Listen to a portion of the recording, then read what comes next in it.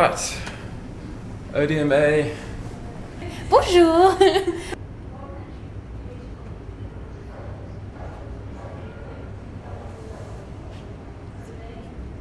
So, because this is a digital marketing academy, I thought I'd tell my part using the only pictures I could find on the internet, which as it turns out can be called the internet. Who knew?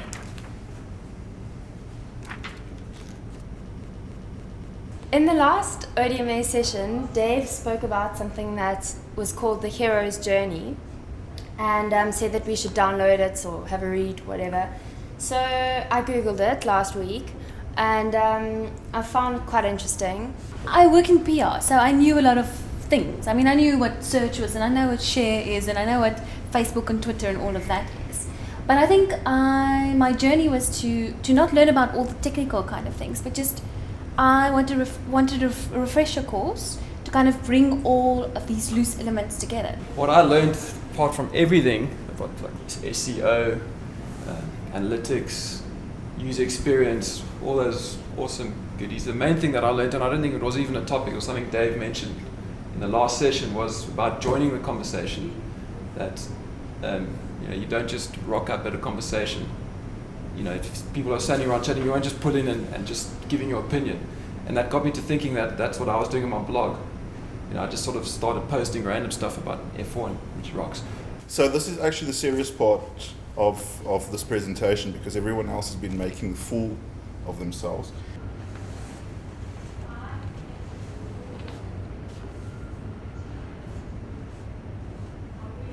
What it basically is various stages or steps in any form of narrative or journey that people do.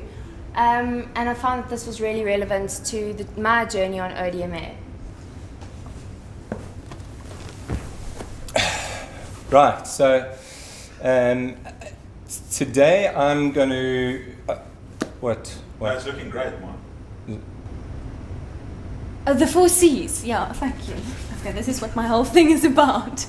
So, when marketing online, you need to be prepared to fail, to be judged, and worst of all, to be ignored.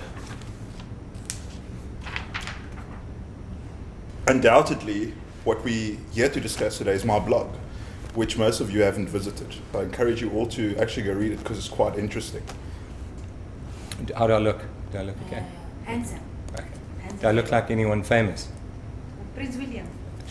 I actually went on a blind date once, and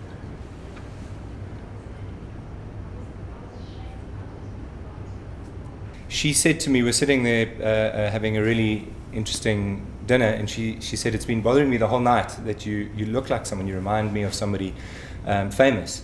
And of course I immediately thought it was Bruce Willis or Brad Pitt with slightly less hair, but then she finally got it, and she said, right, I've got it. It's Dr. Phil. And so apparently I reminded her of Dr. Phil for some reason, but I'm not quite sure how that made me feel. So this is the starting point, and this is called the call to adventure. So for most of us on ODMA, the call to adventure was to join the world of social media. You also need to be prepared to talk to yourself for a while, because in the beginning, no one really cares about what you have to say.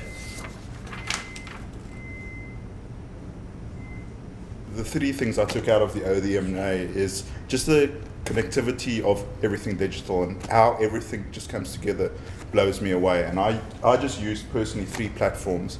So it's all about like being your personal self.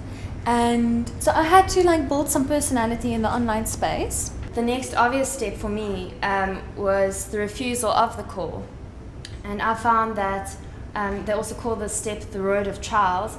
For me, there were challenges in this step of this call to adventure. The 2 main things were for me were I felt like this was a sense of duty or obligation, that this was now like every Tuesday we had ODMA, so this is something that we all had to do. And the other thing was the sense of fear or insecurities, like what am I actually going to do, what do I have to say, what do I want my blog to be about. So Dave wanted me to start a blog. I don't know why actually. The other thing that I came to a shocking realization is that my teenage insecurities are still very much with me, despite being 34. And the fear of rejection is still very much prevalent every time I opened up my analytics page, and to my shock and horror, noticed that more often than not, no one was actually listening.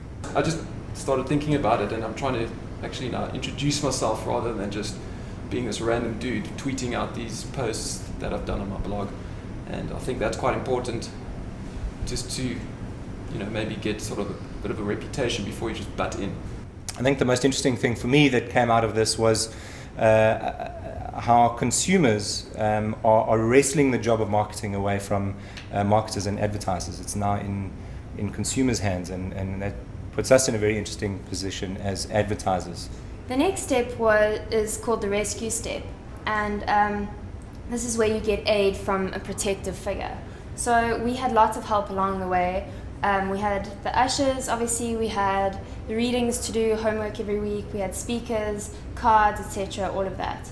And all of this then takes you to the next stage, which is from the phase of separation, which is separation from your old world, your world of no social media, to your new world.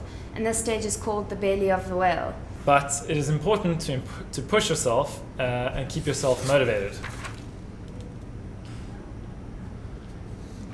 For me, the biggest frustration was finding a name for my blog that was applicable. I eventually found a name and then found that it was taken, so I had to think of a whole lot of new ideas.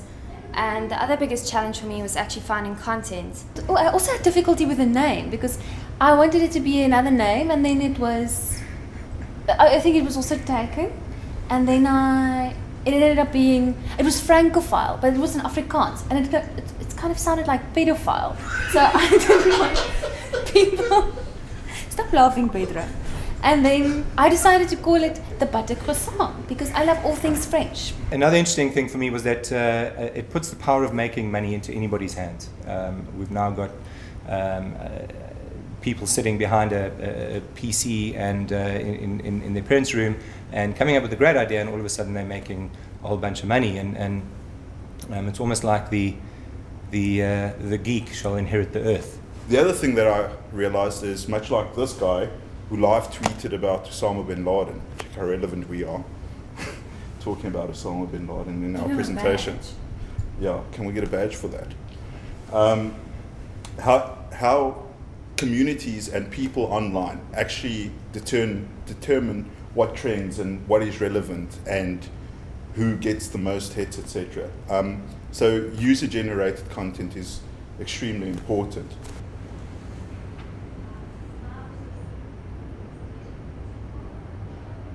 And then the next stage for me was reaching the bottom, which is for a lot of people where you either feel defeated, like you don't want to carry on with this thing, or you might want to kill the blog, you might not actually want to carry on with it. So the things that I've actually learned at the Odma is the 4 C's, and those are the things that I'm taking with me from now until my end of my journey.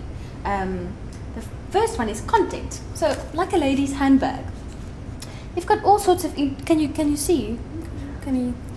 All sorts of things in a lady's handbag. So content is important. Eventually, you start to find people who like what you're doing. They understand you.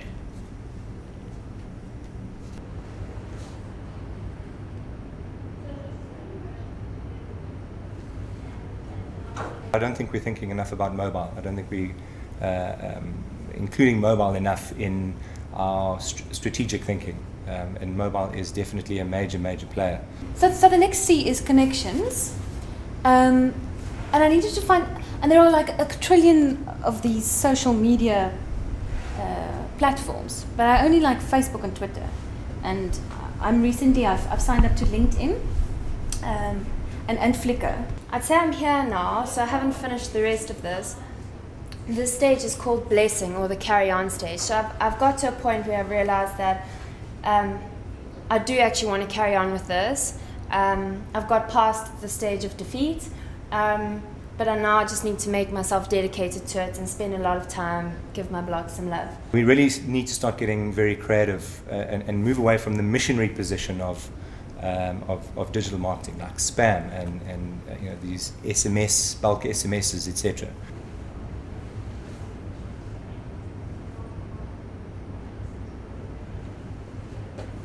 And also, being at the right place at the right time also makes a hell of a lot of sense. This is a guy who was on the ferry on the Hudson River when the plane went down, and this was the first live tweet of it that came out. So figuring out how to get our brands to do what those two guys did is probably the holy grail of marketing at the moment. These final few stages are called the return stage, and in the return stage, the first step is normally people have refusal of return. So having reached your previous step of accomplishment or sense of accomplishment, you don't want to return to your old world, so your world of not knowing what social media is all about. Another theory is that given enough time, people will eventually come.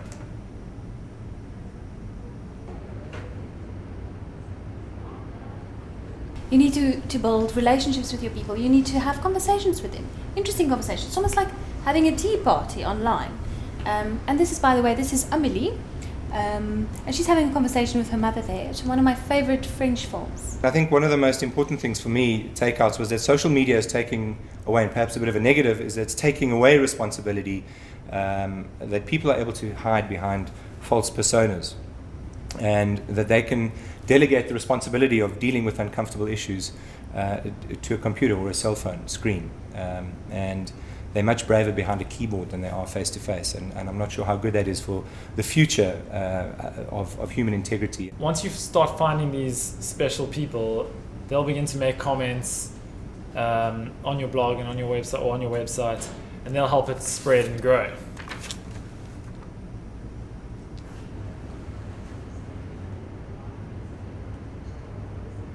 The fourth C is to build a community or a little Francophile civilization, to gather with others to solve problems and to debate and to discuss and to and through this like analytics thing that I really find very difficult, that we had to install, and that just to kind of get people who visit your blog, active users, you need to engage with them, increase your bounce rate.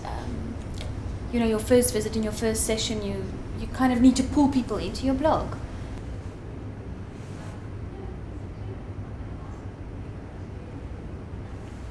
The English language as we know it is under threat. Me being a big English language proponent, I think we really are running the risk of evolving the language, which may not be an entirely bad thing if we look at how Shakespearean English changed from a couple of hundred years ago to where it is today. It's evolved completely, so we are going through that same process now. But I think the danger is that we are creating a form of illiteracy.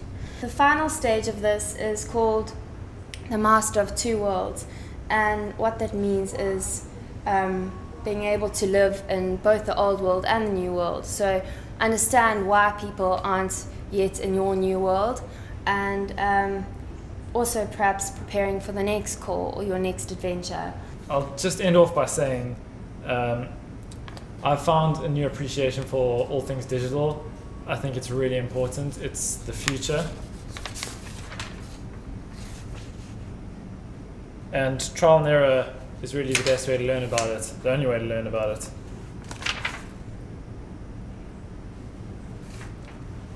Then to end off, I've got a screenshot of my blog.